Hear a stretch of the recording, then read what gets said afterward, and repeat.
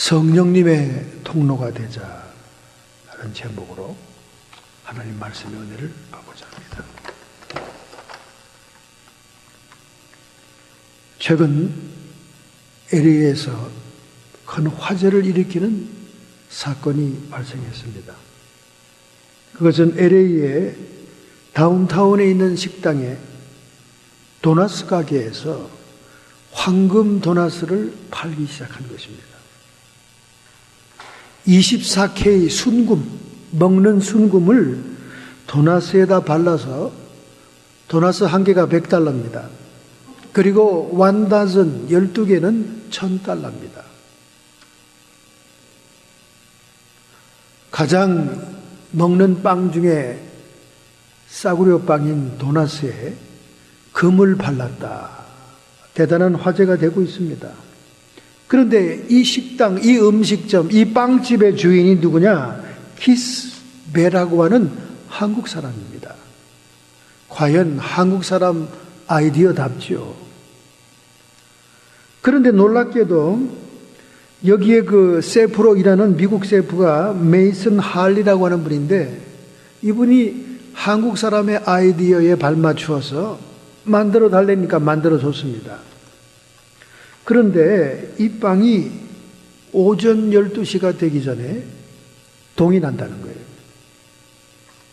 상상이 안 가죠, 여러분. 가장 하찮은 빵인 도나스에다가, 그것도 싸구려 빵 도나스에다가 24K 순금, 먹는 순금을 발라서 한 개에 $100에 파는데도 불구하고 12시가 되기 전에 동이 난다는 거예요. 새벽 4시부터 나와 만드는 빵이 완전히 매진이 된다는 것입니다. 그리고 선물용으로 완다전 한 박스를 $1000에 사간다는 거예요.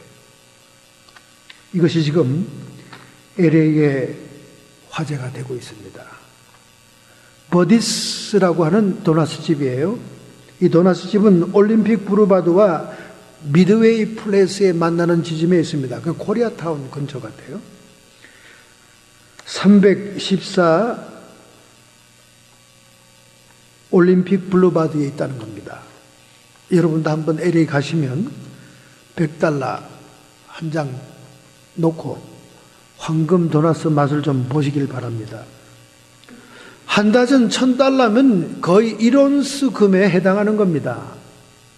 그 $1000를 도나스 그냥 먹어 치우는데 사용하느니 1온스짜리 금을 보관해 두면 아주 대단한 가치가 있는 그런 격인데도 불구하고 많은 사람들이 일회용 음식으로 금이 발려져 있는 도나스를 불티나게 사간다는 거예요. 과연 우리 한국 사람, 대안의 건화의 아이디어입니다. 여러분 어떻게 생각하세요? 이 사건에 대해서. 과연 한국 사람의 머리지요? 예, 머리입니다. 천세가 난다니까 어쨌든 간에. 놀라운 아이디어지요. 이렇게 세상은 허영에 날뛰고 있습니다. 여러분, 허영에 날뛰고 있어요. 허영에 날뛰고 있어요. $1000 완박스 하는 완다전의 도나스를 선물 받으면 굉장한 사람이 된 것 같습니까? 참으로 세상이 어디로 가고 있는지 모르겠어요. LA는 이런 황금 도나스가 화제가 되기보다는 지금 걱정스러운 것은 지진에 대한 불안감이에요. 불의 고리에 속하고 환태평양 화산대에 속하는 이 LA가 지금 빅1에 징조가 있다고 연방지질조사연구소에서 계속해서 말하고 있습니다. 더구나 킬린 지방 근처 진앙지가 될 것이다. 여러분 킬린이 어딘지 아시죠? 빅토빌 가는 데입니다. 최근에 많은 사람들이 새로운 주택동로로 들어서고 있고 한국 사람들이 새집 저택들이 싸니까 그쪽으로 많이 가고 있어요. 여기 산호세 목회하다가 은퇴하신 목사님들 킬린에 많이 삽니다. 은퇴금들 받아가지고 새집들 사서 가느라고 킬린에 많이 살아요. 근데 그 밑에가 산 안드레아스 지진대와 또 하나의 지진대가 크로스처럼 만나는 곳입니다. 거기에 미곤이 온다는 거예요. LA가 조각이 날 정도의 엄청난 지진이 온다는 거예요. 그러니까 황금 도나스에 취해서 좋아할 게 아니라 비상용품을 챙겨야 된다. 니크사코를 챙겨라 그 말이죠. 비상담요에다가 텐트, 그리고 비상회중전등 라디오에다가 통조림 식량에다가 식수물에다가, 그 다음에 청바지같이 단단한 진 옷을 니크사코에 백팩에다 넣어놓고 항상 신발장 위에 부부가 하나씩 놓고 흔들렸다 하면 그걸 쥐고 튀라 이거예요. 빨리 피난처로. 그것이 중요하지 무슨 황금 도나스 타령입니까 여러분. 한국도 이번 구마모토 지진의 영향으로 5.5도 이상의 지진이 한국에 닥칠 것이다, 이렇게 예측을 했습니다. 세상에 지진이 없기로 유명한 우리 한국이 5.5의 지진 가능성이 전 국토에 있다는 거예요. 그리고 앞으로 일본에서 9.0 이상의 지진이 온다면 동해상에 엄청난 쓰나미가 한국 쪽으로 몰려갈 것이다. 그러면 이 영동 지방에 있는 핵발전소들이 어떻게 되겠느냐, 이렇게 지금 아주 위험성을 추측하고 있습니다. 안전한 곳은 한 군데도 없어요. LA에서 지진나? 한국으로 도망갔지 뭐. 한국도 지진 난다는 거 아닙니까? 한국도 지진 난다는 거예요. 세계 어디에도 안전한 장소가 없습니다. 이번에 과테말라, 파나마 이쪽으로 얼마나 많은 리타이어 백인들이 이사 갔습니까? 여러분 잘 모르시겠지만은 시큐리티 돈이 나오는 이 백인 이 노인들이 1,000불 이상만 되면요 전부 다 저 파나마, 과테말라, 온두라스 이런 데로 다 이사 갑니다. 왜 가는 줄 아세요? 그 돈이면 가정부까지 들이면서 새 집을 렌트해서 중남미의 옥색 바닷가의 별장 같은 데서 살기 때문에 간다는 거예요. 다만 한 가지 걱정인 것은 시큐리티가 걱정이라는 거죠. 치안이 불안하니까 그거 하나 문제지 다른 거는 지상 낙원이다 그 말이에요. 그렇게 밀려나갔던 백인 은퇴자들이 이번에 된소리를 맞았습니다. 과테말라의 대지진으로 식겁을 한 거지요. 경상도 말로 식겁을 한 거지요. 이렇게 세계는 안전한 장소가 없어요. 미국이 심판받고 멸망의 날이 가까웠다는 그런 기도를 받는 사람들이 많이 남미 중미로 이사 갔어요. 여러분은 잘 모르시겠지만 그분들이 다 이사 갔습니다. 미국이 이제 끝난다, 바벨론처럼 멸망당할 것이다, 러시아와의 중국 잠수함이 동부와 서부의 해안에서 핵폭탄을 날려서 샌프란시스코와 LA와 중요 도시를 완전히 멸망시킬 것이다, 이런 미래 예언을 알고 있는 많은 기독교인들이 중남미로 도망갔어요. 파나마로 갔고, 파나마가 제일 살기가 좋다네요. 그러나 중남미에 흔들리는 지진이 미국보다 더합니다. 노인을 위한 나라는 없다 하는 영화의 제목처럼 세계 어디에도 은퇴자의 천국은 없다 그 말이죠. 우리가 이런 세상에서 바라보고 의지할 것은 여호와 하나님, 우리 주님밖에 없습니다. 요한계시록에 보면 정말 위기의 때에 하나님이 독수리 두 날개로 택한 자들을 광야에 숨을 곳으로 옮겨줄 것이다. 이 피난처 얘기가 나옵니다. 여러분, 피난처. 성령께서 인도하시는 대로 가야 안전한 거지, 인간의 정보와 판단으로 안전할 것이라고 생각한 곳에 가면 또 다른 것이 기다리고 있다는 거예요. 여러분, 미국 땅 어느 한 곳도 자연재해에 자유로운 곳이 없습니다. 이곳 베이에리아 지역이 너무나 물가가 비싸고 주거비가 비싸서 도망간 텍사스로 간 한국 사람들 얼마나 많습니까? 그 텍사스는 계속 토네이도에다 계속 요즘 막 더웠다 추웠다 대단하죠. 텍사스가 왜 그런 줄 아십니까? 멕시코만을 끼고 있어서 그래요. 이 멕시코만이 열대성 기후 변화무쌍합니다. 허리케인이 꼭 텍사스를 거쳐서 올라가죠. 그러니까 주거비 비싸 도망간 우리 한국 사람들 다시 온다는 거 아닙니까? 후회가 돼서. 지진은 한 번 나면 된 소리 맞지만은 그래도 매일 나는 건 아니잖아요. 매일 나는 건 아니잖아요. 허리케인, 토네이도는 거의 1년 내내 옵니다. 거기다가 홍수, 눈보라, 폭염 이것이 계속 거듭해서 텍사스에는 오잖아요. 그중 미국에서 텍사스가 살기 좋다 해서 간 것이 그렇다고 말이에요. 그러니 우리는 여기 앉은 자리에서 하나님의 처분을 기다리는 게 가장 시큐리티한 겁니다, 여러분. 그런 의미에서 오늘 우리 본문의 말씀을 깊이 한번 상고해 봅시다. 성령님의 통로가 되고 성령님의 인도를 따른다면 그것이 인간의 정보와 인터넷의 정보에 의해서 판단한 것보다 가장 안전한 피난처, 안전한 장소에 인도받게 된다는 거예요. 오늘 본문의 말씀 보니까 여러분이 많이 읽었던 말씀이죠. 명절 끝날 곧 큰 날에 예수께서 서서 외쳐 가라사대. 여기 명절 끝날 큰 날이라는 말은 언제냐? 초막절을 얘기하는 거예요. 초막절은 여호와의 절기 7절기 가운데 제일 마지막 절기입니다. 초막절. 초막절은 이스라엘 백성들이 광야에서 살던 광야 생활을 기념하는 절기예요. 광야에서 텐트를 치고 살던, 그 초막을 짓고 살던 그 시대를 회상하면서 그 시대에 하나님이 우리와 함께 했었지, 우리를 그곳에서 우리를 구해줬지 하는 하나님을 기념하는 거예요. 그런데 그것은 또 미래적인 예배적인 절기입니다. 여호와의 7절기는 전부 다 미래적인 예언이 포함된 절기거든요. 초막절은 인류의 종말 이후에 천년 왕국과 새하늘과 새 땅, 하나님의 나라의 도래를 상징하는 절기예요. 요한계시록 21장에 말씀하지 않습니까? 보라, 하나님의 장막이 사람과 함께 되었도다. 하나님의 장막이 사람과 함께 되었다. 즉 하나님이 사람과 함께 살게 됐다 그 말이에요. 그게 하나님의 꿈이었습니다.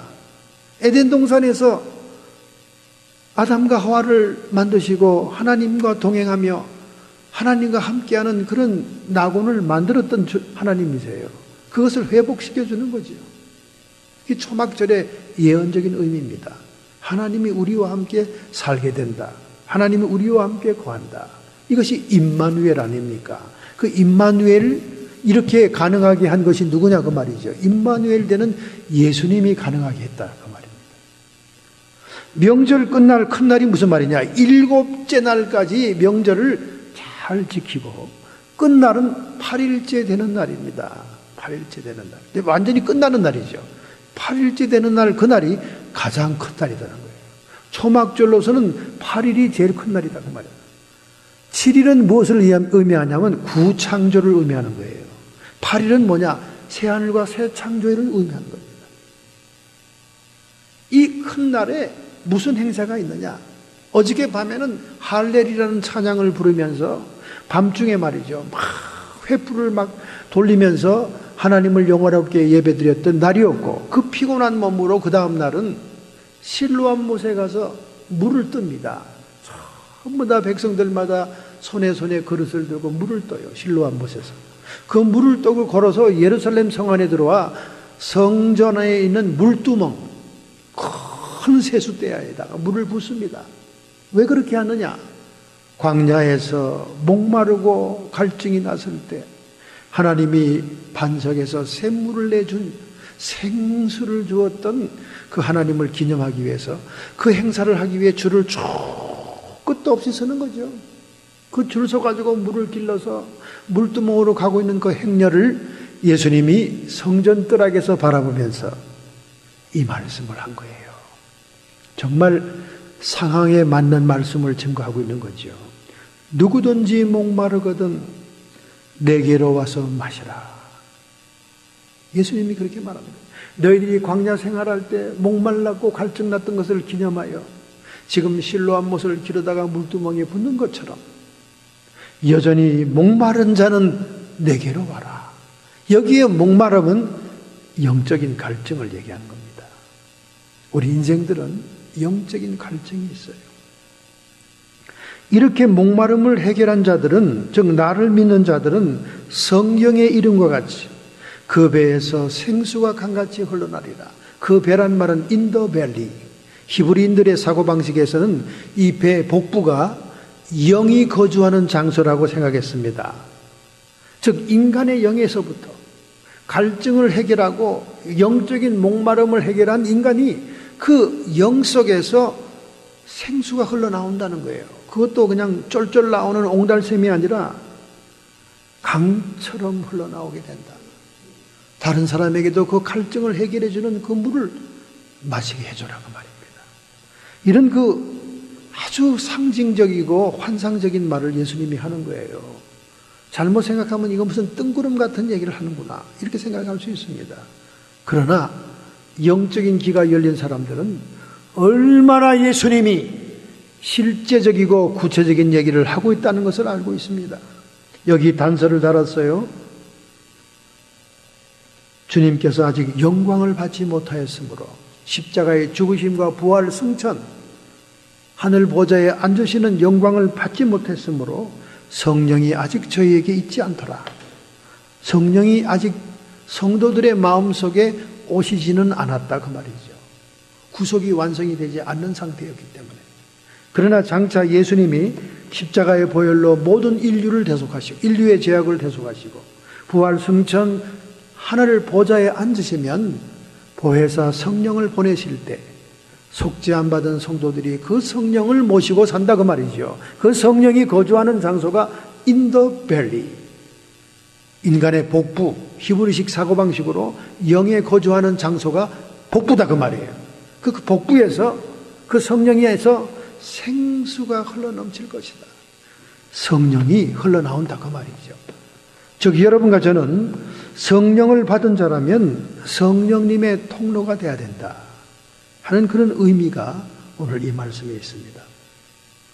세상의 모든 현상을 에너지가 흐르는 통로로 이해한 아인슈타인의 상대성 원리가 있듯이 우리의 삶도 모든 것이 순환으로 이루어집니다. 우리의 몸은 우리의 환경에 반응해서 물질을 흡수하고 그 물질에서 영양을 얻죠. 그리고 배설물은 밖으로 내보냅니다. 통로가 되면서 단순히 물질의 통로가 되면서 그 물질에서 영양을 얻어서 건강을 유지한다 그 말이에요. 우리의 혼, 우리의 인격은 또 어떻습니까? 사람과 사람이 만나서 자신을 표현하게 되고 그 표현에 대해서 사람들의 인정을 받고 인정받는 기쁨에 행복을 누리고 사는 것입니다. 그 사람들은 다 제잘난 맛에 사는 거예요. 자기가 표현되고 자기가 표현된 것을 인정받는 걸 좋아하고 그 인정받는 걸 가지고 행복을 느끼고 자기 실현을 느끼는 겁니다. 이게 혼의 작용이죠. 그러니까 결국 다 이게 통로 역사는 거죠. 통로. 그럼 우리 영도 마찬가지죠. 하나님과의 만남의 통로로서의 영이 우리에게 있는 것입니다. 우리 인간은 영적인 존재죠. 그래서 이 영은 하나님의 영을 만나서 그 영이 우리를 통해 흘러나가야 우리 영이 육신처럼 영양을 받아 건강해지는 것처럼 우리의 영도 건강해진다는 거예요. 그래서 먼저 해야 될 게 뭐냐? 오늘 37절에 말합니다. 누구든지 목마르거든 내게로 와서 마셔라. 우리 예수님께 있는 은혜와 진리가 우리한테 들어와야 된다 그 말이에요. 인간은 영적인 목마름과 갈증이 있습니다. 전도서 3장 11절 하나님이 모든 것을 지으시되 때를 따라 아름답게 하셨고 때를 따라 아름답게 여기에도 벌써 이 순환에 대한 원리가 기록되어 있는 겁니다. 모든 만물이 다 하나님의 손으로 지어졌는데 언제나 장미꽃이 피는 게 아닙니다. 언제나 나무가 열매를 맺는 게 아니에요. 때를 따라 아름다운 결실을 맺고 아름답다 그 말이에요. 왜? 뿌리로부터 영양을 흡수해서 그 영양이 탄소 동화작용과 함께 화학작용을 일으킬 때 꽃이 피게 되고 열매가 맺게 되는 것처럼 이렇게 얘기하는 거예요, 지금. 즉, 모든 만물이 에너지가 순환하면서 아름다움의 결실을 맺는 것처럼 우리 인간도 포함됐다 그 말이죠. 또 사람에게는 영혼을 사모하는 마음을 주셨느니라. 그런 육적인 욕구와 육적인 욕망만이 있는 게 아니라 우리 인간은 만물과 달라서 영적인 존재이기 때문에 영혼을 사모하는 영적인 목마름과 갈망이 있다 그 말이에요. 우리 인간만의 특별한 현상이다 그 말입니다. 우리는 하나님께로부터 온 영적인 존재라서 그 영은 영혼을 사모하는 천상의 세계, 불가시적인 세계를 사모하는 갈증이 있다 그 말이에요. 그러나 하나님의 하시는 일의 시종을 사람이 측량할 수 없게 하였느니라. 인간의 제한된 지능과 경험을 통해서는 하나님의 모든 비밀과 우주 만물을 섭리하는 것을 다 알 수는 없다. 이렇게 얘기하고 있는 것입니다. 그래서 예수님께서는 바로 그 초막절날 물을 옮기는 그 수많은 백성들에게 너희들에게 있는 그 영적인 갈증을 내가 안다. 목마른 자들은 다 내게로 나와라. 이렇게 주님께서 선포하는 것입니다. 그렇기 때문에 여러분과 제가 영적인 욕구가 있다는 사실을 인정해야 됩니다. 사실 그래요. 우리가 참 영의 존재를 손으로 잡아볼 수는 없지만 분명히 영적인 욕구가 있는 것은 알고 있습니다. 그렇기 때문에 우리가 교회도 찾아 나왔고 기도도 하게 되고 하나님께 부르짖기도 되는 거지요. 이런 영적인 욕구가 하나님께서는 가장 우선적인 욕구다. 이렇게 얘기하는 거예요. 우리는 사실 어린아이 때부터 걸어서 움직이면서 먹고 사는 문제가 가장 큰 욕구요. 먹고 사는 문제가 해결되지 않으면 나는 죽은 목숨이다. 이렇게 생각했는데 우리 주님은 마태복음 6장 33절에 말합니다. 너희는 먼저 그의 나라와 그의 의를 구해라. 그리하면 이 모든 것을 너에게 더하실 것이다. 우리는 이렇게 얘기하죠. 하나님 이 모든 것을 주시면 내가 하나님을 위해서 열심히 살겠습니다. 그런데 하나님은 순서가 달라요. 오히려 그의 나라, 하나님의 나라와 의를 먼저 구하는 자들에게 다른 모든 것을 주겠다. 이렇게 육적인 인간과 하나님 사이에는 의견이 다르다 그 말이에요. 하나님은 영이 먼저야. 불가시적이고 보이지 않는 저 영원한 세계부터 너희들이 먼저 추구해. 그러면 보이는 세계에 필요한 것은 내가 줄게. 이 말을 하고 있는데 우리는 죽을 때까지, 숨 넘어갈 때까지 아니에요. 주님, 먹고 사는 문제 해결돼야. 그 다음에 종교는 사치죠. 제가 시골에서 목회할 때 길을 지나가면서 밭에 일하는 사람들에게 전도를 합니다. 그럼 그들이 뭐라고 얘기한 줄 알아요? 전도사님, 올가을 추수 다 마치고 배가 퉁퉁퉁퉁 손으로 두둥겨질 때 그때 교회 가봅시다. 이렇게 얘기합니다.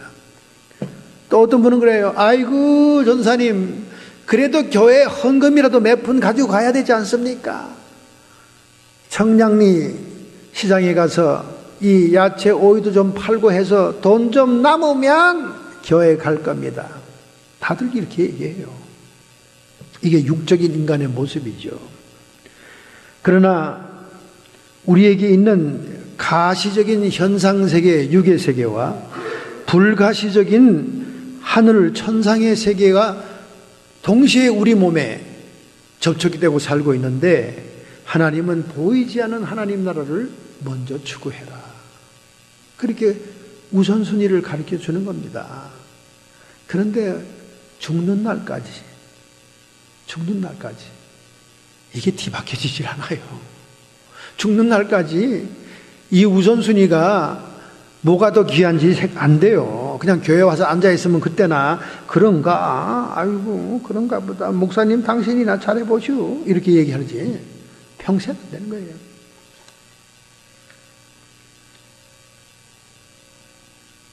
어떻게 우리가 하나님 나라와 의를 구하면 모든 걸 더해 주십니까? 그것은 하나님 나라의 부요와 권능과 하나님 나라의 충만이 우리의 영속에 부음받을 때 우리는 이 육의 세계에도 하나님이 천지를 없는 데서 있는 것처럼 창조했듯이 허락해 주신다는 거예요. 안 믿어져요. 어쨌든 안 믿어져. 이론은 맞는 것 같은데 그래도 내가 나가서 좀 꾸물꾸물하고 뭐 좀 해야 돈이 들어오지 뭐 그냥 가만히 있으면 들어오나요 뭐. 요한복음 1장 14절입니다. 말씀이 육신이 되어 우리 가운데 거하심에 우리가 그의 영광을 보니 아버지 독생자의 영광이요 은혜와 진리가 충만하더라.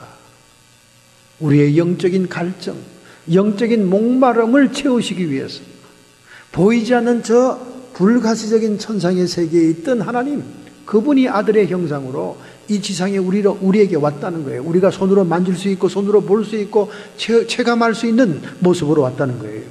그래서 우리 안에 영적인 갈증을 해결하는 것은 은혜와 진리입니다.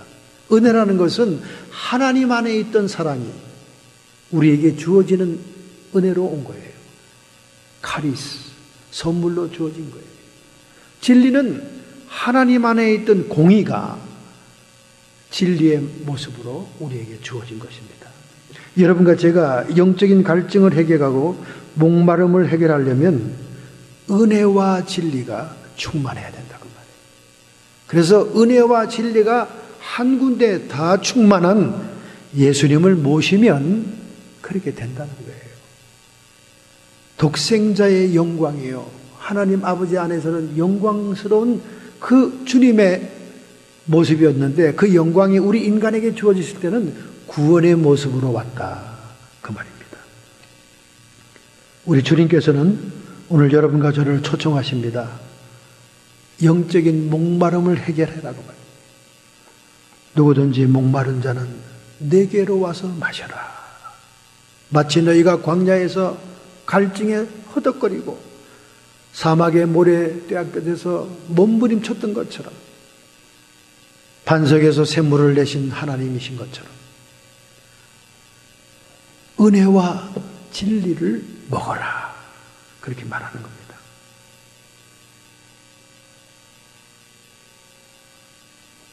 자, 근데 대부분 많은 사람들이 주님 앞에 나왔죠. 그리고 예수 그리스도를 우리의 마스터와 구주로 모셔드렸습니다. 그래서 사실상 좀 결함이 좀 있긴 하지만은, 부족한 것도 있긴 하지만은 은혜와 진리를 맛보고 있고 일부 우리 영혼의 양식으로 채워져 있죠. 다 있습니다. 이렇게 된 자들에게 하나님은 성령을 보내신 겁니다.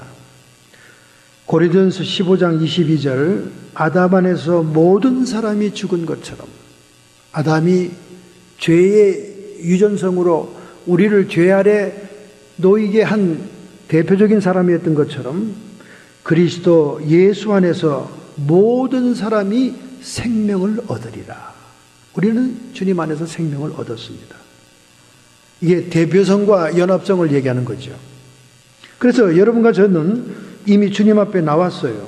그리고 하나님의 은혜도 받았고 하나님의 진리도 체험하고 또한 성령님까지 모시고 사는 영적인 존재가 되었습니다. 얼마나 다행입니까? 할렐루야. 자, 그러면 우리가 그 두 번째로 어떻게 해야 됩니까? 오늘 본문 38절에 그 배에서 생수가 강같이 흘러넘치리라. 우리가 이런 은혜와 진리를 체험하고 주님을 모시고 성령님이 와 계시다면은 그 성령이 이제 우리를 통해 흘러나가야 된다, 그 말이에요. 여러분도 이미 성질을 통해 아시다시피 흘러나가지 않은 사해바다 물은 생물이 살 수 없는 죽은 바다입니다. 얼마나 짠지 생물이 존재할 수가 없어요. 그 이유는 사해바다는 물을 받기만 했지 내보내질 않아서 그 뜨거운 떼약볕에 물이 계속 증발함으로 소금기만 남는 거예요. 여러분도 그림과 필름과 슬라이드로 봤겠지만은 관광객들이 그 물에 들어가면 그냥 뜨잖아요. 여러분과 제가 이미 우리 안에 들어온 하나님의 성령을 그냥 바위 속에 모셔놓기만 하고 흘러내보내지 않으면 죽는 물이 된다 그 말이에요. 사두개인 바리새인처럼 된다 그 말입니다. 신앙이 이론이 되고 신앙이 관념이 되고 철학이 된다 그 말입니다. 마치 종교교육이 독일 사람 루터에 의해서 살아있는 기독교가 되었지만은 지금 독일은 어떻습니까? 관념적인 기독교 아닙니까? 철학적인 기독교예요. 이론과 신학은 아주 잘 만들어 놨는데 오늘날 국교인 루터교회 가보면 헌금도 세금으로 걷어가고 교회가 전부 다 죽은 시체와 같이 할머니들만 앉아 있어요. 그 거대한 성당 같은 건물 안에 찬바람이 왱왱 돌고 곰팡이 냄새가 나고 앞자리에 머리 호얀 분 몇 명만 앉아 있습니다. 젊은이는 다 어디 갔나? 교회가 다 죽었어요. 전 세계를 혁명을 일으킨, 종교의 혁명을 일으킨 독일입니다. 형식적이고 외식적이며 다 말라비틀어진 종교가 되었어요. 왜? 이제 그 성령이 강처럼 흘러나가지를 못하기 때문에 그래요. 그래서 그 배에서 생수가 강처럼 흘러나리라. 이런 우리 사명과 이런 일을 감당해야 우리가 성령의 통로가 될 수 있고 하나님께 영광이 될 수 있는 것입니다.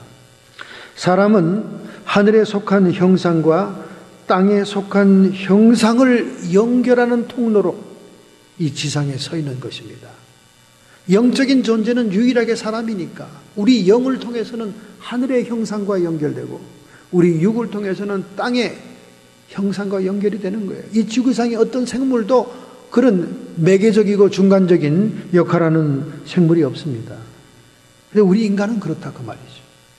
그러니까 우리는 그 하늘 천상의 은혜와 천상의 진리와 우리 목마름을 해결하는 그 모든 영적인 체험들이 우리의 성령을 통해서 밖으로 흘러나가야 된다는 거예요. 생수처럼 흘러나가는 통로가 되야 된다는 거예요. 우리 육신이 영양분과 음식을 흡수했지만은 배설이 안 된다. 밑으로 내려가지 않는다 그러면 그 사람 죽습니다.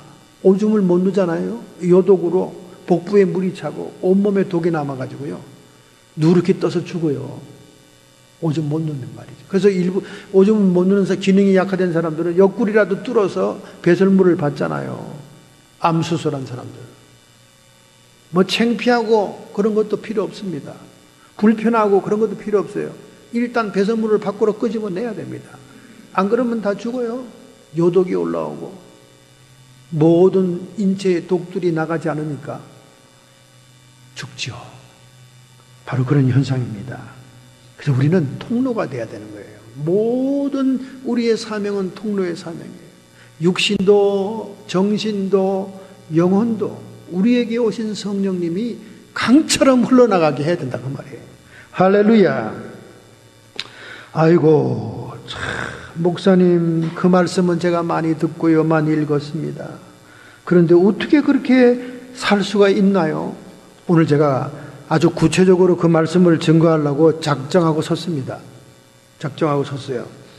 이런 말씀을 잘 증거하지 않습니다. 그러나 작정하고 섰어요. 성경에 나와 있으니까. 성경에 나와 있으니까.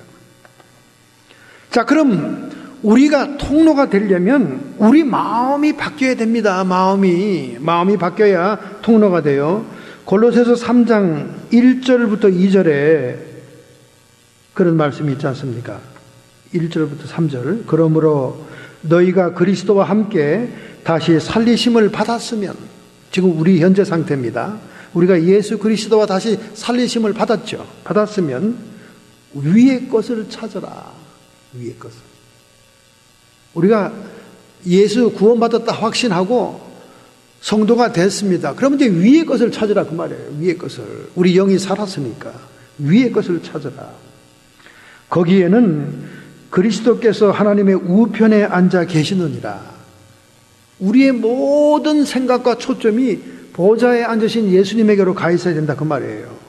그런데 어떻습니까? 우리 생각은 다 땅이죠. 땅. 어떻게 하면 노후의 보장이 되게 안전하게 살 수 있을까? 어떻게 하면 내 새끼들이 그냥 잘 살 수 있을까? 고조 내 새끼네. 아주 새끼들이 우상들이야. 우상. 새끼들이. 교회를 세습하고 교회를 물려주는 목회자들은요, 하나님보다 자식을 더 사랑한 거예요. 우상 숭배입니다. 자식에게 교회를 물려준 사람들은요, 자식이 우상인 거예요. 그건 우상 숭배의 죄를 진 겁니다. 여러 가지 변명과 핑계가 많아요. 교회들이 다 원하기 때문에 어쩌고. 교회들이 다 원한다고 해서 그 시골에 월급도 안 나오는 교회 물려줍니까? 절대 그런 교회 물려주는 목사 없어요.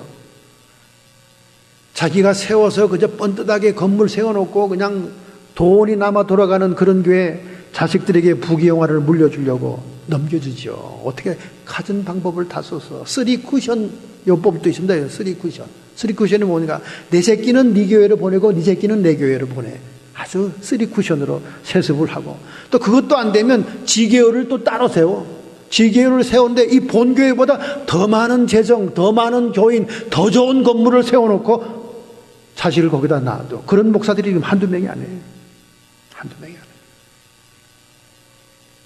자식이 우상인 거예요. 하나님보다 더 사랑하고 더 섬기는 겁니다. 두말할 것도 없어요. 그걸 뭘 변명합니까? 우리는 땅의 것을 생각하지 말라는 거예요. 땅의 것을 생각하니까 맨날 그 모함과 그 궁리와 그 작전을 쓰는 거지. 어떻게 하면 내 새끼를 심어 놔서 부귀영화를 나보다 더 누리게 할 것인가? 근데 여기 위의 것을 생각해라. 하나님 보좌에 앉으신 예수 그리스도를 생각하라. 주님이 어떻게 했는데요? 자기를 버리고 희생해서 십자가를 지신, 피 흘리신 분 아닙니까? 그걸 따라가고 그걸 생각해라 그 말이야. 희생하고 섬기고 양보해라 그 말입니다. 땅의 것을 생각하지 말아라. 이는 너희는 죽었고 너희 생명이 그리스도와 함께 하나님 안에 감추었음이니라. 우리가 성령을 생수와 같이 강처럼 흘러내보내기 위해서는 이제 예수님을 모시고 성령을 모셨다면 하늘의 것만을 생각해라 그 말이야. 그래야지 통로가 된다는 거지. 우리 마음이 세상 것에 가득 차 있는데 무슨 성령의 통로가 되겠냐 그 말이에요. 하도 제가 요즘 설교를 1시간 이상 하니까 사람들이 여기저기서 설교가 길지 않냐고, 한국 목사님들 설교 평균 15분에서 20분 하는데, 그래서 제가 그 인터넷에 나오는 설교를 다 들춰봤습니다. 그 중에 정말 명설교와 유명한 설교들은 전부 다 1시간 30분 넘어가요. 내가 낯선 설교하고 있는 게 아니구나 하는 걸 깨닫고 지금 더 열심히 하고 있는 것입니다. 여러분, 20분 15분 설교는 왜 이 땅에 생겨난 줄 아세요? 예배를 부수를 많이 해서 헌금을 많이 걷어들이려고 하는 수작입니다. 예배를 빨리 끝내고 한 주일에 7부, 10부, 12부 예배를 벌여서 한 건이라도 더 헌금을 많이 걷어야지. 그래서 돈을 걷어서 돈이 철철 넘치면 뭐합니까? 부동산이나 사재 끼고 목사들이 벤틀리나 타고 다니고 해외 투자하고 괌섬에 부동산 사고 선교지에 선교랍시고 뭉텅이 돈 가져가서 부동산 사는 거 다 자기 이름으로 해놓고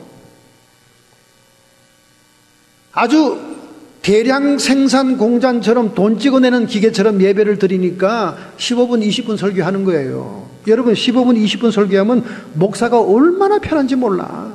토요일날 밤늦게까지 사우나 하다가 다방에서 친구들하고 노닥거리다가 와도요 15분 20분 설교는 거저먹기입니다. 그냥 성경 읽고 생각나는 대로 하면 20분 금방 가버려요. 1시간 이상씩 설교하려면요 몇 날 며칠을 설교 준비해야 됩니다. 그러니 목사 좋고 성도 좋고 누이 좋고 그렇게 찍어내는 설교하는 거예요. 그런데 이거를 입장을 바꿔서 한번 생각해 봅시다. 여러분이 세상에서 드라마와 세상 TV를 보는 시간이 몇 시간입니까? 그 시간과 설교 시간을 비교해 보세요. 여러분이 많이 듣는 것에 쇠뇌가 되는 거예요.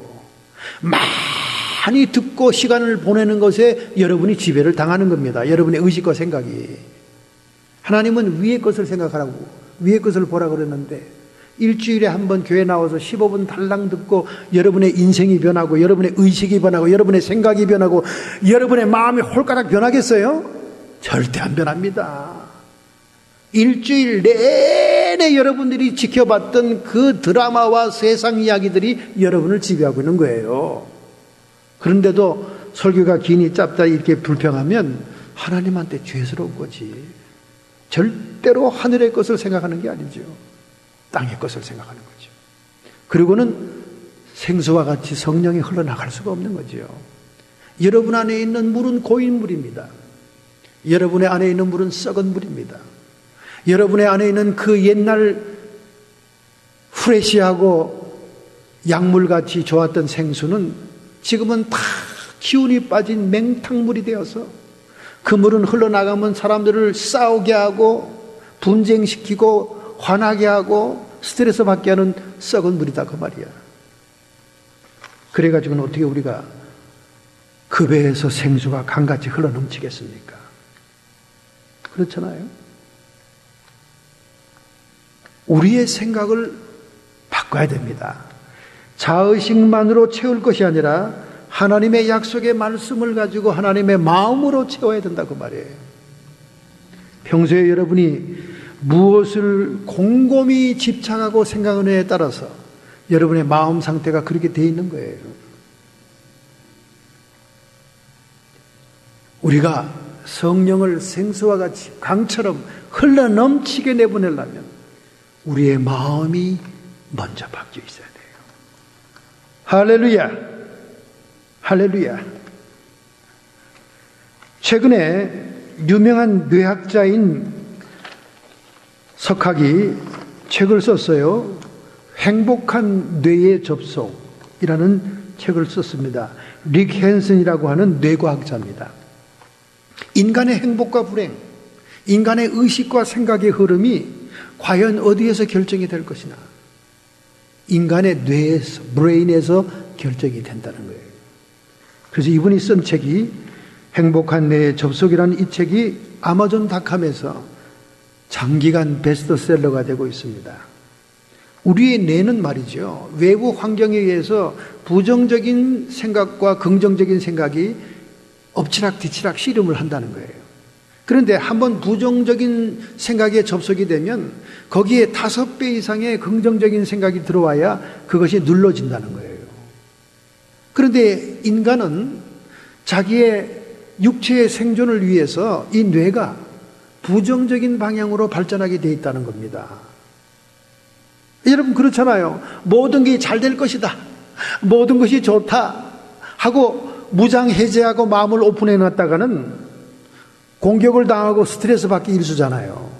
그런데 안 될 거야, 조심해야지, 도둑놈들 많아, 이렇게 부정적인 생각으로 자기를 움츠리면 그런 일이 생기지 않을 망정 대비는 되는 거 아니에요. 대비는 된 거 아닙니까? 그래서 뇌가 긍정적인 것보다는 부정적인 생각으로 더 자꾸 기울어진다는 거예요. 뇌의 성질이 그렇다는 겁니다. 그래서 사람들은 어두운 생각이 지배한다는 거예요. 어두운 생각이. 그래서 이분은 우리가 불행해지지 않고 행복해지려면 이 뇌를 긍정적인 생각으로 자꾸 변화되도록 해야 된다 그 말입니다. 이 뇌라는 것이 바로 신경가소성이라는 것이 있는데, 이것은 부정적인 생각을 자꾸 갖게 해서 뇌가 변화되어서 준비하고 대비한다는 거예요. 준비하고 대비하는 건 좋은데 사람이 불행해진다는 겁니다. 자꾸 나쁜 생각, 부정적인 생각은 사람을 불행하게 만든다는 거예요. 그래서 이분이 행복하기 위해서는 우리가 긍정적인 경험을 자꾸 취해야 되고 긍정적인 경험을 자꾸 이렇게 유지해야 된다는 거예요. 그 다음에 긍정적인 마음을 풍요롭게 해라, 자꾸 부풀려라 그 말이죠. 그 다음에 긍정적인 그런 경험을 아주 흡수 빨아들여라. 그렇게 이제 그 충고를 힐링을 위해서 하고 있습니다. 그것이 행복한 뇌에 접속이 될 수 있다. 이렇게 인간의 뇌도 말이죠, 의식을 조종하고 있는 거예요, 부단히. 그러므로 우리가 성령의 통로가 되기 위해서는 우리의 마음을 조정해야 된다, 그 말이에요.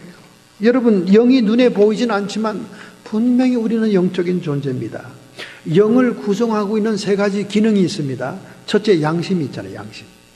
양심은 우리 영이 인간 혼과 몸을 접속하면서 우리를 이렇게 바른 길로 가게 하는 그런 중요한 등대 역할을 하죠. 그 다음에 우리 영의 기능 속에는 교통이 있습니다. 커뮤니케이션. 컨시어스가 양심이라면 커뮤니케이션은 하나님과 우리 사이를 이렇게 대화하게 하는 것이 우리 영의 역할이다, 그 말이죠. 그 다음에 대화하는 것이 아니라 직관이 있습니다. 직관. 인투이션이라고 해서 아주 쉬운 말로는 the sixth sense라고 그러죠. 육감이라고, 육감. 이 직관은 그 하늘의 의식과 땅의 의식이 그냥 직접 통하는 걸 얘기하는, 직접. 육감이 발달된 사람들이 있잖아요. 그죠? 육감. 얼굴만 싹 보고 눈동자만 이렇게 돌아가는 것만, 저게 좀 사기꾼 같으네. 느낌이 오는 사람들이 있어요. 예민한 사람들. 그 영적으로 예민한 분들이 있습니다. 벌써 이렇게 몸짓 하나 가지고도 이렇게 판단이 빨리 오는 사람이 있어요. 저는 처녀 총각들이 성생활을 많이 하는 애들을 제가 금방 볼 수 있습니다. 그게 보여요. 눈동자를 보면 알 수 있습니다. 금방 느껴져요. 아주 겉으로는 요절 숙녀같이 복음성가도 너무나 잘 부르고 막 신령해 보여. 그래서 권사님들이 너무 착하다고, 아이고 너희들은 신앙도 좋고 이쁘구나 이렇게 막 칭찬하는데, 제가 딱 만나서 악수하면 얘가 하나님의 법률을 어기는 생활을 하고 있구나 하는 걸 다 알 수 있고 느껴져요. 이게 직관입니다. 이게 영적인 기능이 있어요. 그런 비슷한 것이 있습니다. 그렇기 때문에 우리가 성령의 인도를 받아서 성령을 생수와 같이 강처럼 내보내기 위해서는 여기에서 커뮤니케이션이라는 교통의 기능을 발전시켜야 됩니다. 커뮤니케이션. 하나님의 영과 우리의 영이 교류하고 대화하는 기능을 발전시켜야 돼요.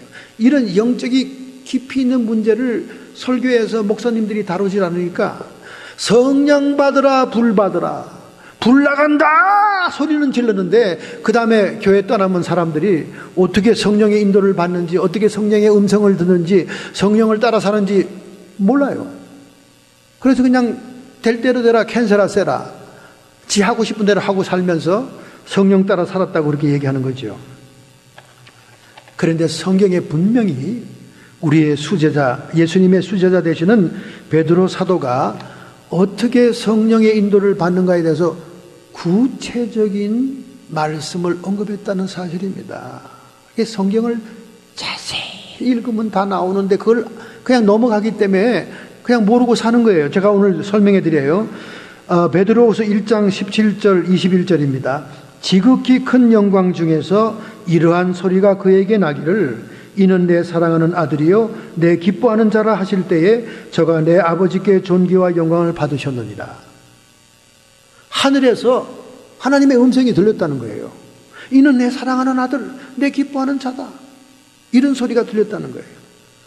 이것은 바로 예루살렘 근처 요단강가에 세례 요한에게 주님이 세례를 받고 일었을 때 비둘기 같은 성령이 임하면서 하나님의 음성이 들린 거예요. 사도 베드로는 이 말을 언급하면서 하나님의 음성이 외부에서 들릴 때가 있다. 첫 번째입니다. 사도 요한도 밤모섬에서 기도하다가 외부에서 우레와 같이, 나팔 소리와 같이, 물소리와 같은 외면의 소리를 들었다, 그 말이에요. 여러분과 저도 성령 받고 구원받은 하나님의 자녀라면 외부에서 우레와 같은 소리를 들을 때가 있습니다. 정말 우리가 세상 일에 분주하고 분망해서 내면의 조용한 소리를 듣지 못하는, 정신이 막 헷갈리고 있을 때 외부에서 위기 때 큰 음성이 들릴 때가 있어요. 교회 건축위원장을 맡아서 교회 공금을 주머니에, 양복 주머니에 넣고 다니던 장로님이 잠깐 사진관에 들렀는데 사진관에 들러서 막 이렇게 얘기하는데 우레와 같은 소리가 들리더래. 빨리 차로 가라. 빨리 차로 가라. 그래서 빨리 차로 나갔더니 차를 갖다가 누가 소매치기 돈 꺼내가려고 뜯고 있더라는 거예요. 그 안에 돈이 많은데, 교회 돈이 많이 있는데. 이게 하나님이 급할 때는 외면의 음성으로 들려준다 그 말이에요. 사도 베드로의 얘기입니다. 제 얘기가 아니에요. 그 다음에 또 하늘로서 나음을 들을 것이니라. 이게 하늘로서 오는 음성을 들었다 그 말이에요. 또 그 다음에 두 번째 또 있단 말이에요. 또 우리에게 더 확실한 예언이 있어. 어두운 데에 비치는 등불 같으니 날이 새어 샛별이 너희 마음에 떠오르기까지 너희가 이것을 주의하는 것이 가하니라. 두 번째 말은 내면의 음성이 있다는 거예요. 내면의 음성. 우리의 생각의 흐름인 의식 속에 떠오르는 음성이 있다는 거예요. 그걸 두 번째 얘기합니다. 그게 뭐냐? 또 우리에게 더 확실한 예언이 있어. 내면의 음성도 확실하다 그 말이에요. 있어. 어두운 데 비치는 등불 같으니 우리의 생각이 막 내 생각인지 뭔지 뭐 그냥 복잡하잖아요. 그러니까 어둡죠. 막 분별이 안 돼요. 어두운 데 비치는 등불 같으니 하나님의 음성이 그렇다고 말해요. 날이 새요. 샛별이, 여러분 날이 셀 때 샛별이 얼마나 찬란하고 분명합니까? 샛별을 보는 것처럼 너희 마음에 떠오르기까지, 성령의 의식과 성령의 음성이 우리 마음에 떠오르기까지 너희가 주의하는 것이 가하니라. 하나님의 음성인지를 자세히 살펴봐라 그 말이야. 이것은 여러분, 주의한다는 말은 연습이 필요하고 훈련이 필요하고 실수도 반복될 수 있다는 얘기를 하는 거예요. 그러나 샛별처럼 분명한 성령의 음성이 우리 의식에 떠오른다는 거예요. 그러니까 여러분과 저와 성령의 대화는, 커뮤니케이션은 주로 우리 영과 마음 속에서 연결되면서 우리의 의식에서 내면의 소리로, 이너 보이스로 들려온다는 거예요. 할렐루야. 자, 이렇게 이너 보이스로 들려오는 성령의 말씀을 잘 듣기 위해서는 여러분의 상태가 어떻게 돼야 되냐? 회개가 돼야 돼. 회개가. 그리고 원망과 불평이 없는 감사가 항상 넘쳐야 돼. 그리고 기도와 말씀으로 내 영혼을 거룩하게 하겠다는 그런 노력이 있어야 돼요. 이런 상태에 있는 사람이어야 그런 의식에 하나님의 음성이 들리는 거예요. 그러나 여러분이 죄를 회개하지 않고 죄의 상태에 있다면 죄를 짓는 자마다 마귀에게 속하나니, 죄가 그대로 있고 회개되지 않은 상태에서 하나님의 음성을 듣는다? 하나님의 음성 아니에요. 귀신의 음성이 들립니다. 왜? 죄를 지은 자는 마귀에게 속하니까, 귀신에게 속한 자니까 귀신에게서 들리는 거예요, 음성. 그걸 잘 또 깨달아야, 조심해야 됩니다. 성도들을 지도할 때 굉장히 조심해야 돼요. 여러분과 제가 회개와 감사와 기도와 말씀으로 거룩한 상태를 유지하려고 하는 그런 상태일 때 우리의 의식이 샛별처럼 떠오르는 성령의 음성을 들을 수 있다는 거예요. 할렐루야. 그 다음에 세 번째, 사도 바울이 또 얘기합니다. 먼저 알 것은, 이렇게 하나님의 음성을 외면적으로 듣거나 내면적으로 듣기 전에 먼저 알 것은, 모든 예언은, 경의 모든 예언은, 성경의 모든 예언은 사서로이 풀 것이 아니니 예언은 언제나 사람의 뜻으로 낸 것이 아니요 성령의 감동하심을 입은 사람들이 하나님께 말한 것이니라. 우리가 이런 하나님의 음성을, 성령의 음성 인도를 받고자 하기 전에 먼저 성경을 많이 묵상한다 그 말이에요. 성경을 많이 묵상하는데 이 성경을 사사로이 풀어서는 안 된다 그 말이야. 이게 오늘날 유행하는 큐티의 문제점입니다. 여러분, 큐티 한다고 모여서 전부 다 성경 읽고 큐티 하잖아요. 그런데 성경의 역사적인 배경과 그 성경에 쓰여졌던 상황을 정확하게 이해하지도 않고 성경을 사사로이 적용을 하면, 현대적으로 해석해서 적용하면, 너무 지나치게 이기적으로 개인적으로 적용하면 사사로이 푸는 것 된다 그 말이에요. 그렇게 하지 말라. 사람들은 흔히 모두가 이기적이에요. 자기가 이 세상의 초점입니다. 그러니까 큐티한답시고 모여서 쭉 앉아가지고 한마디씩 하면 죄다 하나같이 그 성경을 지 새끼한테 갖다 붙이고, 지 사위한테 갖다 붙이고, 자기한테 갖다 붙이고, 지 남편한테 갖다 붙인다 그 말이야. 이 사사로이 푸는 겁니다. 우리가 적용을 하고 은혜 받는 건 좋은데 아주 오리지널 미닝이 자기한테 있는 것처럼 그렇게 큐티해서는 안 된다는 거예요. 이 큐티의 문제점입니다. 오늘 큰 문제예요. 사사로이 풀지 말라. 그래서 우리가 성경 말씀을 깊이 묵상하되 원론적인 것을 묵상해야 된다고 합니다. 하나님이 본래 의도하던 의미가 무엇이냐, 그 역사성과 그 상황성을 이해해서 거기에서 우리가 은혜를 받는 거죠. 이렇게 성경을 먼저 이렇게 해야 된다. 그러니까 성경을 통해 우리가 깨달음으로 하나님의 음성을 듣는 거죠. 이게 제일 첫 번째입니다. 두 번째가 외면의 음성이 있고 내면의 음성이 있다는 거예요. 할렐루야. 빠른 시간 안에 여러분께 얘기했습니다. 강원도의 산골 곡자기에 면소재지에 면석이로 있는 사람이 있었는데 그 면석이에 부인이 있었습니다. 그들은 도시에서 살다가 그쪽으로 전근이 돼서 왔어요.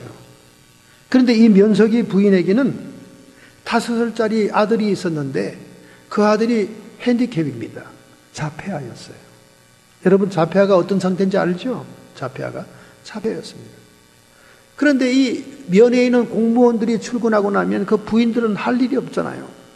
시골에서 산 사람들은 아니까 농사도 짓지 않고 할 일이 없잖아요. 그러니까 어떤 집에 모여요. 모여서 화투만 칩니다. 남편 퇴근할 때까지 화투만 칩니다. 근데 이분은 화자도 만져보지 못한 분입니다. 그런데 그 화투 자리에 안 나가면 왕따를 당해. 동네가에서 재미도 없고 심심해. 놀아주질 않아. 그래서 화투를 못 치면서도 자폐아 아이를 옆에 끼고 그 구경을 하고 앉아있는 세월을 보내고 있었습니다. 그런데 그 동네에 신앙이 좋은 장로 부인이 화투하는 자리에 찾아왔습니다. 그래서 그 면석이 부인을 불러냈어요. 이번에 우리 교회에 특별 부흥 강사가 오는 집회가 있다. 그러니 한번 와서 은혜 받고 당신 아이도 좀 하나님께 부탁해 보면 좋지 않냐고. 맨날 그렇게 맹놓고 아이가 자폐하라고 울지 말고 이번에 부흥에 한번 참석해봐. 그래서 뜨뜻미지근하던 그 신앙이 형식적이던 이 부인이, 장로 부인이 얼마나 심각하게 얘기하든지 자기의 문제보다 더 심각하게 자식의 문제를 들어서 부흥에 참석을 강요한 겁니다. 그래서 막 자기도 한번 이번 기회에 한번 은혜 받아보자. 그리고는 부흥회를 첫날부터 열심히 참석한 거예요.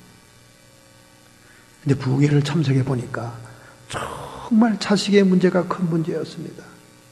그래서 하나님께 눈물로 먼저 자기를 회개하고 목사님이 시키는 대로 다 했어요.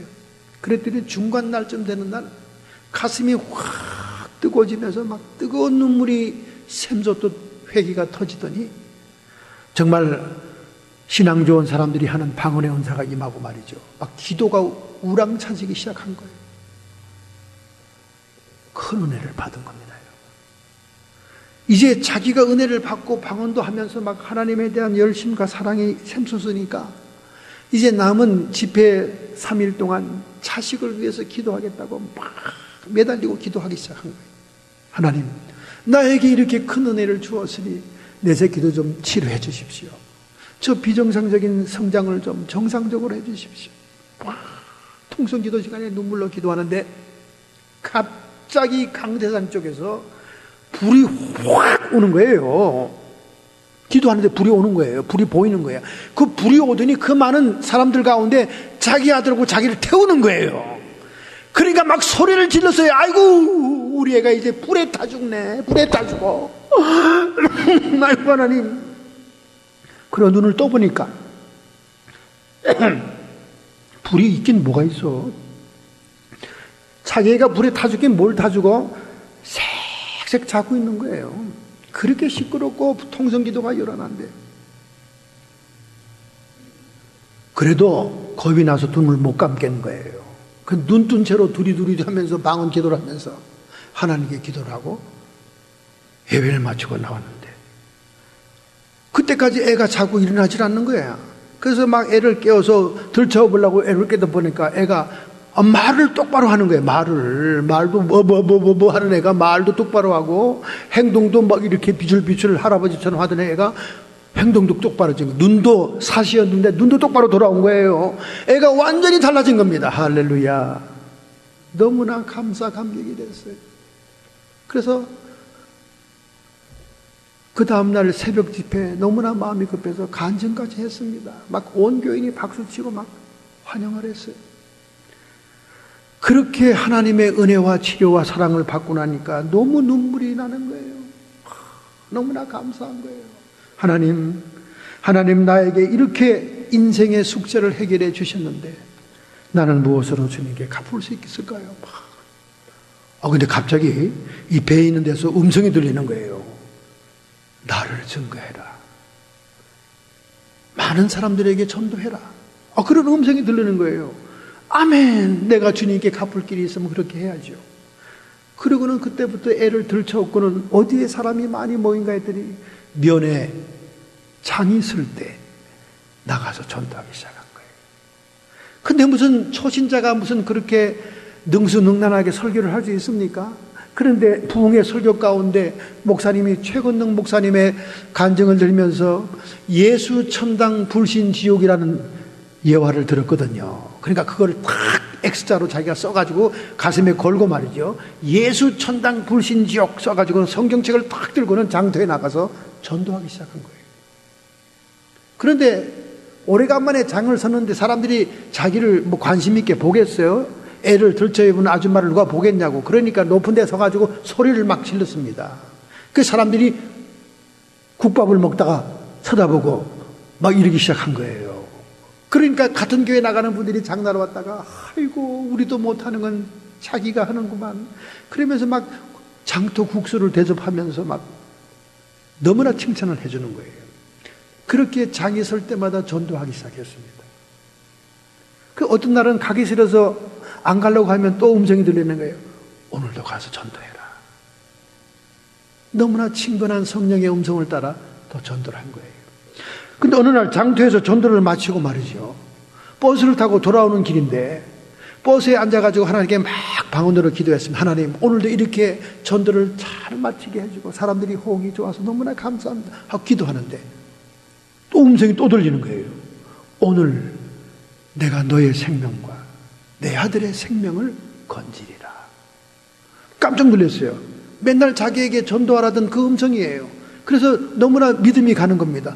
아니 주님 그게 무슨 말씀이에요? 했더니 저 고개가 다다르기 전에 고개에 있는 다리가 오기 전에 너는 정류장에서 내려라. 너무나 음성이 분명하니까 그래서 내리려고 막 애를 주섬주섬 하면서 운전사에게 그 정류장에서 내린다고 하고 나가는데 갑자기 양심이 찔리는 거야. 나만 하나님이 살려준다고 나만 나가면 되는가. 싹 돌아서 가지고 하는 말이 여러분 이제 이 차는 곧 사고 날 것입니다. 나를 따라 내리는 사람은 삽니다. 소리를 지르니까 운전사가 획 돌아보더니 이 옆에 내가 미쳤나?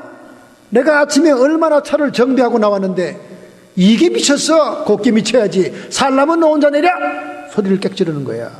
사람들이 웅성웅성 하는 거예요. 어떤 사람들은 궁뎅이가 들고 막 나가려고 그러는데 운전사가 하도 소리치니까 돌아앉았어요. 그래서 운전사가 막 욕을 하니까 애를 들러안고는 얼른 정류장에 내리고 말았습니다. 근데 여러분 강원도길을 여러분 가봤어요? 파라오 이런 데 가다 보면요 정말 첩첩 낭떠러집니다. 산모리를 돌아 고개 너머로 버스가 돌아가는데 거기에 다리가 있었어요. 좁은 다리입니다. 그런데 저쪽에서 헌병 캄보이 오토바이 2대가 헤드라이트를 켜고 오는 거예요. 그리고 그 뒤에는 찝차 5대가 오고 있었어요. 쓰리스타 사령관이 전방부대 시차를 끝나고 돌아오는 길이었어요. 그러니 이 현병대들이 오토바이에서 불을 켰다 껐다 하면서 자기 사령관이 지나가니까 옆으로 비켜라고 막 사인을 보내는 거예요. 그래서 이 운전사가 막 너무나 당황해가지고 핸들을 꺾다가 그만 다리에서 떨어졌습니다. 수십 길 낭떠러지에 버스가 떨어져 완전히 대파되고 모든 사람이 죽었습니다. 여러분 어느 누구도 그 여자의 말을 듣고 따라 내린 사람이 없습니다.